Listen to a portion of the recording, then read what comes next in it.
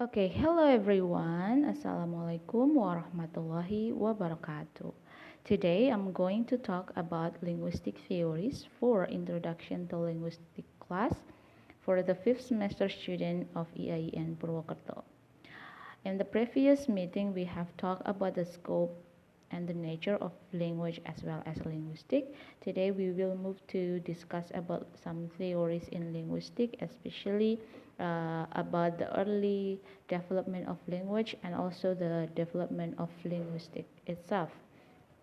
We'll begin with the first one, the early theory of language sources. So the first theory of language sources is the divine sources. So in the divine sources theory, it was believed that there is a divine source who provides human with language naturally. It is mean that the divine source, also called God, has given us the human language naturally. So whether or not we learn the language, it is believed that every human can speak the language. It is to believe from the story of Adam and Eve that Adam is given the knowledge to learn any name for anything in the world. Jadi ada kepercayaan di divine sources itu bahwa manusia bisa berbicara itu karena sudah naturally diberikan oleh Tuhan gitu. Jadi setiap manusia itu pasti bisa bicara. Teori ini didasarkan dari teori bahwa Adam diajarkan berbagai macam nama-nama segala hal yang ada di dunia ini oleh Tuhan. Jadi dari kepercayaan ini, dari teori ini bahwa manusia itu tidak perlu belajar bahasa. They can speak the language naturally because it is inherited from or it is given by the divine sources or God. But this theory is further debatable because humans actually do not really can learn language naturally. For example, when a baby isolated in the jungle, or when a baby isolated in an enclosed place without anyone talking to him or her, without anyone communicating with her or him, this baby eventually grow up without a language. They just can't scream, they just cannot utter their opinion, or they cannot express their emotion or ideas because they do not have the proper language to express that. Because there is no one communicating with her or him, so that he doesn't have anyone to imitate the language. Jadi misalnya ada bayi diisolasikan di tempat tertentu, dan dia hanya ditinggal dengan seseorang yang, for example, he or she is bisu, for example, dia tidak akan bisa berbicara bahasa tersebut. Oleh karena itu, the divine sources theory kemudian tidak berlaku lagi teori yang pertama ini. The second theory about the early theory of language sources is the natural sound source. It is called Baobab Theory. In Baobab Theory, it is suggested that the primitive word could have been imitation of natural sounds which early men and women heard around them. It is also called onomatopoeia, or words that sound similar to the noises they describe. For example, they learn the sound from a bird cuckoo, or a splash of water, or a bang of a wood fall down on the jungle.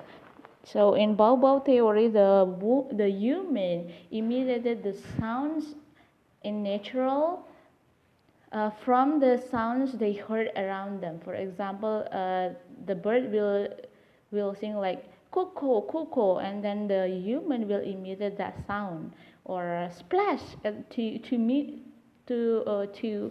to refers to a water, for example. So this Baobab theory means onomatopoeia, that they just imitating the natural sounds which they heard around them.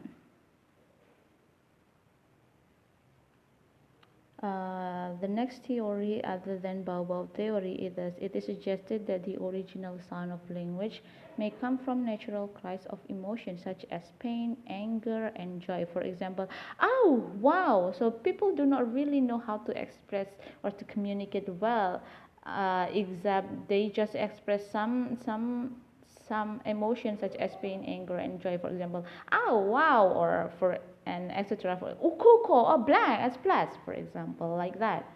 So they do not really have the grammatically language like we have today.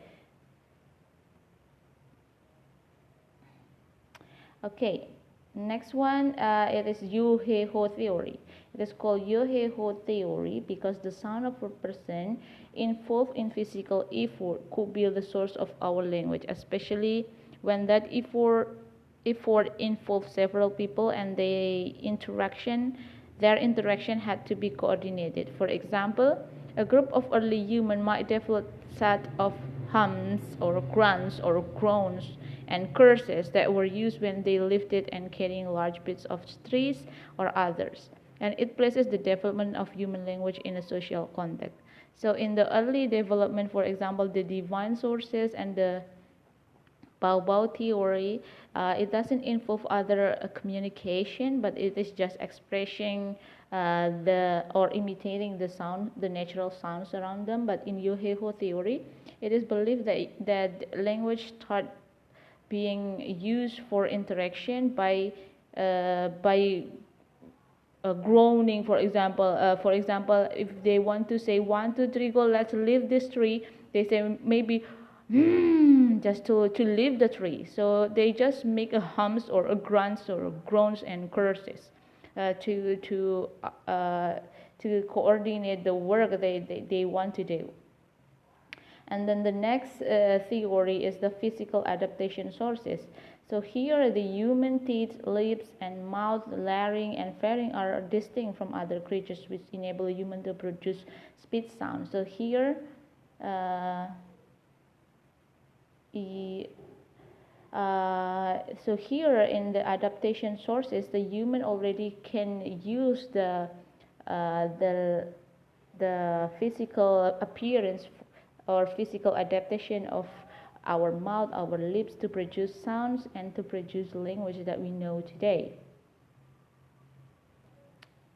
The next one is the tool-making sources. In the tool-making sources, the human may have first developed a naming ability by producing a specific and consistent noise for a specific object. So in the next development of human life or human language, they start to make some tools that they use for daily needs, and they start to give name for that. For example, a knife, they will give the name for knife, and then they will give some name, for example, bowl to eat, or spoon, or anything else. So the tool making sources means that human already names something that they need in their daily life. And then the next one is the genetic sources. The genetic sources believe that human offspring are born with a special capacity for language. It is innate, no other creature seems to have it, and it's not tied to a specific variety of language.